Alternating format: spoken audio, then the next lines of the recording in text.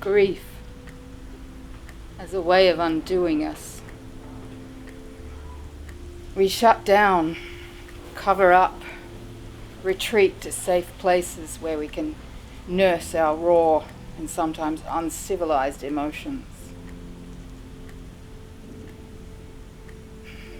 Amid war, pandemic, climate crisis, bitter social division, and with worse in sight, grief is everywhere already.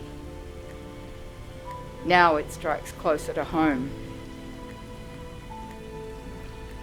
My dad's death this month at 91, in failing health and advancing dementia, was in some ways a merciful release. But it was also the end of an era and the last gasp of an extraordinary set of dreams and the final farewell of a childhood hero. For me, the death of my father has brought a painful reckoning. John Lorien Pascoe was a dreamer and a hoarder. A child during the harsh years of the Great Depression, he kept everything. Books on shelves that reached the ceiling, boxes and packing materials and scrap metal and ancient tools and broken things for mending, lamps and clocks and random modification projects. But that wasn't the half of it.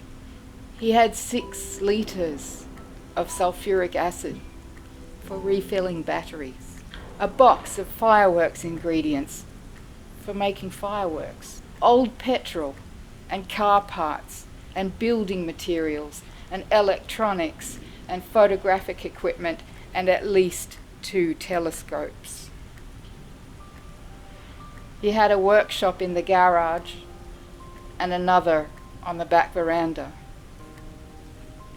He was an early computer programmer and systems analyst, so he kept vintage computers and floppy disks and printers and paper and rubber bands and every imaginable gadget and 1,000 other things. From sometime in perhaps his 60s, he saved boxes and crates and chests full of foil chip packets, thousands of them, because he had read that they could be heat sealed together to make a hot air balloon. And I'm not even joking. My father had a lot of dreams he couldn't realize, but he made a defiant pastime of dreaming for its own sake.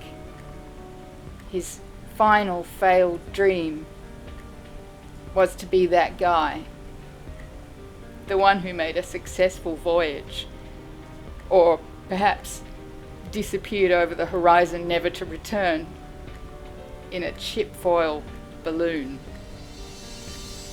Just days ago, my director of photography discovered that the files of this month's video, Women versus People with Wombs, all of which had been shot and loaded onto a hard drive for editing, were lost. The drive, it emerged, was dead. If it weren't for the shock of my father's demise, this would have been a calamity of biblical proportions. As it was, it simply bookended a calamitous fortnight. This substitute piece was already half written by the time it was needed. The text of the lost video can also be found on the website. The reckoning I'm wrestling with is my legacy as my father's firstborn.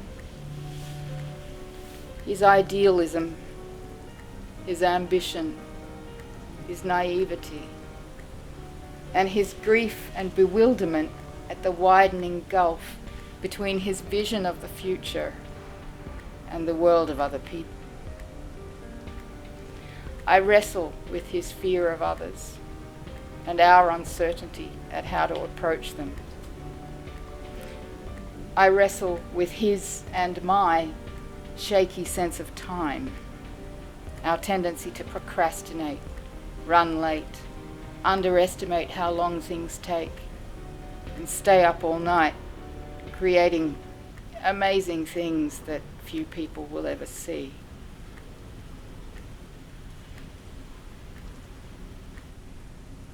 Time, the healer of grief.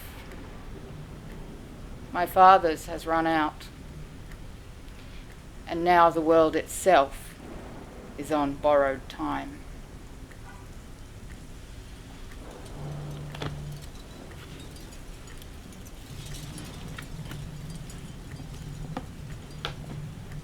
There is a time for everything and a season for every activity under heaven. A time to be born and a time to die. A time to plant and a time to uproot. A time to kill and a time to heal. A time to tear down and a time to build. A time to weep and a time to laugh. A time to mourn and a time to dance.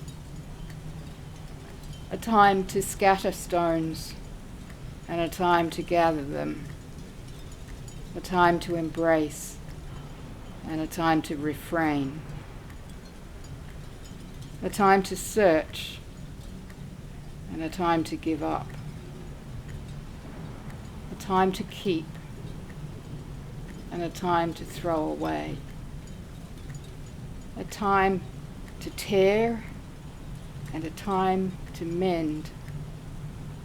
A time to be silent and a time to speak. A time to love and a time to hate. A time for war and a time for peace. I doubt my father ever read Ecclesiastes, one of the wisdom books of the Old Testament. He probably would have sniffed and shrugged if he did. The Bible was more Mum's thing.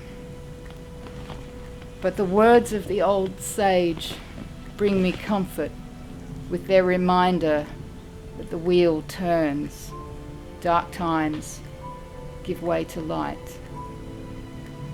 Still, the patriarch's wisdom only goes so far.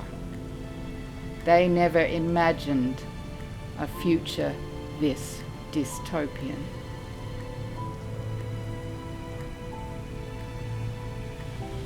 In a time of grief, we should also look to the young, who hold our hopes for the future most firmly and renew our faith in rational compassion and non-violent protest.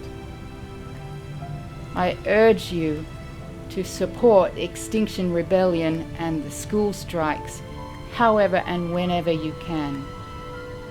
Our very civilization depends on it.